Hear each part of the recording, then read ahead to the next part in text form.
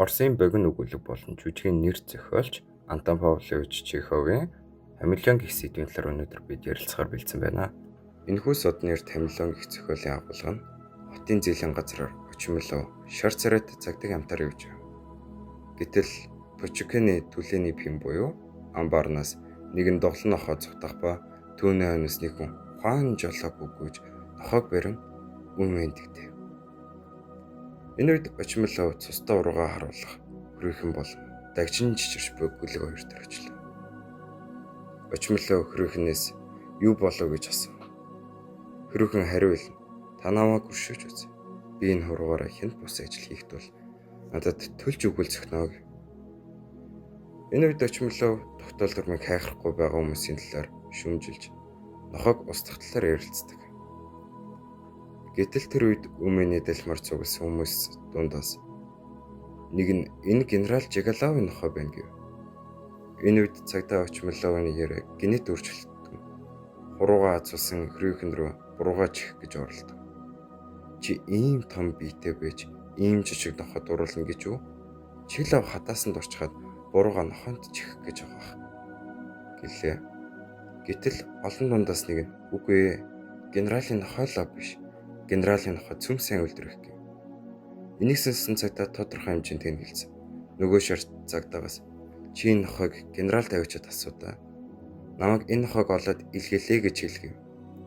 Энэ үед генералын тогоож Прохов юуч тарахад түүнээс цагдаа энэ танаа нохой мөн үү гэж асуухад манайд ёор ийм нохой байхгүй гэхээсэн сод очимлоо юм байл гинэт сэлвэв. Энэ бол залбин нохой мөн. Тиймээс алах хэрэгтэй гэж хэлв. Гэтэл Прохов үгийг үзгээгүй байж таарав. Энэ манай нохой биш боловч манай генералын дүүгийн нохой гэв. Очимлоо дүүн ирсэн юм уу гэсэн гайхсан янзтай асуугаад зүгээр нохой байна. Нэг тийм сэргэлэн нохой байна те. Хэ гэж илт чижигрөө. Прохов буюу генералын тогоож нохойг дуудаж дагуулan түлээний пингээс холдов. Энэ үед цугларсан хүмүүс хуруугаа азалсан хөрөөхнийг хилэглэн нээлтцгээв. Тэр үед очимлоо байц гэснэ. Сайхан мэдэрээ гэж санаад шинэлээ яран өмсөж зээлийн чөлөөгөөр цааш явлаа. Антон Павлович Чехов бол 1860 оны 1-р сарын 17-нд Таганрог хотод төрж 1904 оны 7-р сарын 2-нд Германы Баден-Виллер гэдэг сувилийн газар нас барсан. Оросын үргэлжилсэн үгийн гарамгаа зохиолч Чехов 1879 онд дунд сургууль, 1884 онд Москвагийн их сургуулийн ангаах ухааны ангийг тус төгсөн эмчийн мэргэжил эзэмшээ. Чехов өнгөрсөн зууны 70-ад оны сүүлчээр уран зохиолын үйл ажиллагаагаа эхэлж шог өгүүлэл бичин Мельбомын үлгэрүүд, өгүүллэгийн төвөр, алаг цог өгүүллэгүүд, бүрхийд, гим зэмгүй хэлээр уйдгарлсан хүмүүс зэрэг олон өгүүлэл нийлүүлсэн нь Орос оронд хамжлах жисийг халсны дараа богино хэлбэрийн үргэлжилсэн үгийн зохиолын авьяаслаг нэгэн зохиолч тодронгарсныг олонний өмнө илтгэн харуулжээ.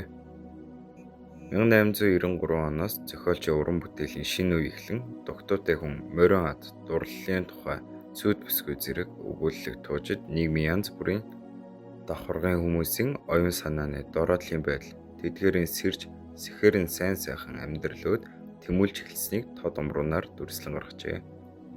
Чеховын зохиолын бадрууд бол тариачдаас эхлээд Ихсийн зиндааны хатад ахуйнаар оюутнаас эхлээд профессор, санаортнууд хүртэл өөрийн амьдарч байсан нийгмийн давхаргын бүх хүмүүсийг хамарч явандаас ихэдэн ба ард түмний дундас гарсан хүмүүсийн хувь заяаг нийгмийн дэвсгэр дээр дүрслэн үзүүлэхэд бүрэн чиглэгдэж байжээ.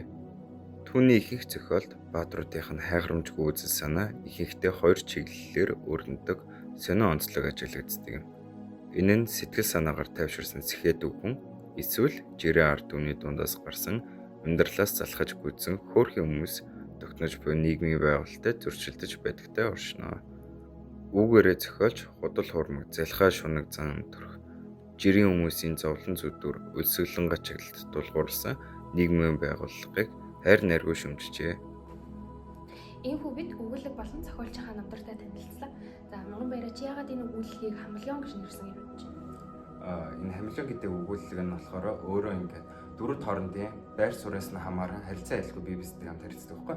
Тэгм болохоор хамилон гэдэг амьд нь өөрөө тухайн орчин нөхцөлтэй тааруулан өнгөцсөн мөнхийн ингээд өөрчилж янз бүрийн өнгөнд хувирдаг болохоор зохиолч нь өөрийн гол үзэл санаагаа хамилоноор дүрсэлсэн. Тэгээд хүмүүс дөрөв хооронд ингээ бие биетэйгээ нийгмийн байр сураас нь хамааран харилцаа айлгүй харилцаж байгаа шүү дээ. Хамилон ч гэсэн адилхан тухайн өөрийн байгаа орчин нөхцөлтэй хамааран бас харилцаа айлгүй ингээд өнгөцсөн хувирдаг болохоор яг хамилонтай ингээ адилхан жишээд аваад тэгээ хамилон гэж нэрсэн болов гэж бодож байгаа. Бид үүнээс юу гэж дүгнэх вэ гэвэл Рүүхэн гихтүр хурууг нэгдээс нохогоож ад үзэж байгаа бол цагдаа очимын ловыг хараад үндэтгэн харилцан ир өрнөлдөг. Харин цагдаа очимын лов хуруугаа гэмтэлхээс өгөн болон бусад хүмүүстэй ихэд их юмсэг мэд бие тоосон шинжтэй ярилцаж байгаагаар зөвхөлдөр авардаг. Цагдаа өмнө газарт ирсэн даруйда шудраг зарчимч хүний дүр хэсгэн олонний нүдэнд хууль сахиж буй дүр хэсгэж нохойг хэнэгч үгүй хорооно гэж ам гардаг ба тогтоолт дүрмийг хайхрахгүй байгаа хүмүүсийг шүүмжилдэг. Гэсэн ч ад сүлд нь тухайн нохойг генерал Жигаловын дүүгийн нохой гэдэг нь ил болмогц цагдаагийн шийдвэр эрс эргэж өөрхийн хөрөөхөн дарахныг буруутгаж гим өрүүлдэг. Энд хүмүүс хоорондоо харилцахдаа олон баг ашиглан олон зан төлөв хольж солин ярилцдгийг ихэд юугаад ангаргадаг. Энэ нь цаашлаад одоогийн нийгмийн үнэн төрх мэд санагдахгүй байхын аргагүй. Энэхүү өгүүлэлгийг уншсны дараагаар өөрийгөө арай ч юм биш шудраг үннийг баримтлагч хэмээн өөрийгөө өмөр хянцтай бодсон ч нэгэн асуулт толгойд минь орсон юм. Чи нэг удаач болов гудамжинд гуйлга гуйж байгаа үнтэй өглөөний мэд гэж хөндлөж үтсэн үү?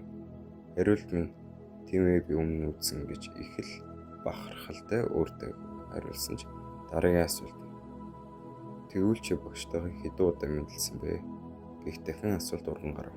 Мэдээж ямар ирүүл ухаантай хүн түүнийг тоолоо байж байгаа гэж бодсон ч гол ялгааг нь дараа нь ухаарсан юм. Гаднаасаа өнгөц мэд боловч маш гүн утга агуулгатай энэ зохиолт болж буй бүх зүйл нь дөрвөд хоорондын байр суурьтай салшгүй холбоотой. Хэдий та хүрсэн ч бай, прогоч бай таны үзэл бодол бусдын үед ямар ч үнцэнгүй ба нийгмийн олонх гишүүд өөр хоорондын үнэлэмжээрээ таныг шүүн тунгааж байдаг. Тэдний хувьд юу өөрт чинь таалагдахгүйг бага наснаас тань ахуулаад тарих угаалж явсаар өөрсднийг болгож өргөдөг. Хамгийн гайхамшигтай нь юу гэж энэ бүхэн өөрт нь магадгүй таалагдахгүй эсвэл ойлгомжгүй санагдаж болох юм гэвч ердөө 10 дугаар ангийн нийгмийн сургуулийн ном дээр байр суурь буюу статус гэдэг нь өвөний эдлэх эрх боломж гүйцэтгэх үүрэг бусдын зүгээс хандлагын зохицоор тодорхойлогддог гэсэн байна. Анх уншихад үнэхээр ойлгомжтой мэдэгдэн боловч энэ нь нийгмийн үнэн төрх гэдгийг магадгүй зөөн хэдэн хүн анзаарсан биз. Бид өөрсдөө олж өөр нэгнээр өөрийгөө сүлдэг. Би эцэсүүлд нь бие биш өрдөл төрөлх мөн чанар нь сүргийн амьд нь нийгмийн өчүүхэн ис өрдөө бусадтай харилцаж хүрээлэгдэхийн тулд өөрийгөө устгаж аль хэдийн бусадтай адил болж байгаа. Зарим нь бусадтай адил болж байгаа ч өөрсдөө ойлгохгүйгээр нас эзэлдэг. Хамилон гэх энэ жижиг өгүүлэлт ямар их утга шингэснийг та хэдээ ойлгосон байх гэж найдаж байна. Эрхэм сонсогч танд хэрв цаг зав байгаа бол энэхүү зохиолыг нэг ч гэсэн удаа сонсож үзхийг хүсье. Эцгийн хүртэл сонссонд баярлалаа. Подкастыг бэлтгэсэн удуул Мянган-Баяр. бол бас яалтчгүй манай цагдаач хэм билээ. Чүрчл хаа. Чи арай нийгмийн Очомеко. Гэ. Зэвлэж. Чи нобил чи нөгөө Орсын осол ордог.